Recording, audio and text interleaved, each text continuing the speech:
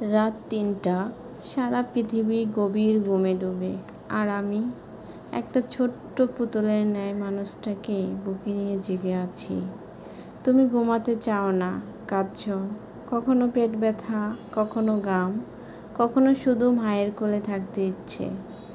আমি ক্লান্ত, চোখ জ্বলে যাচ্ছে, শরীরটা ব্যথায় ভরা। রাতে ঠিক মতো ঘুম হয়নি কতদিন মনে নেই।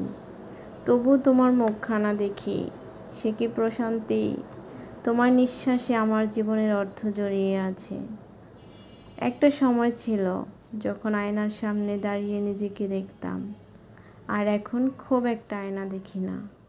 দেখি তোমার মুখ, যেখানে আমার পৃথিবী, আমার সৌন্দর্য, আমার পরিচয়। তুমি কাঁদলে আমার বুক ভেঙে যায়, তোমার হাসিতে চোখে পানি চলে আসে। তুমি হাত বাড়িয়ে ধরলে মনে হয় জীবন ব্যর্থ হয়নি। তোমার দুধের গন্ধ মাখা গাল ছুঁয়ে আমি নতুন প্রাণ খুঁজে পাই। জানো, বাহিরের মানুষ বলে, কী বা করছো সারাদিন। তারা বোঝে না এই ছোট্ট মানুষটাকে গড়ে তুলতে গিয়ে আমি প্রতিদিন ভাঙছি, গড়ছি, শিখছি এক নতুন মায়ের পরিচয়ে। তুমি একদিন বড় হবে, হাঁটবে, খেলবে, কথা বলবে, স্কুলে যাবে, স্বপ্ন দেখবে।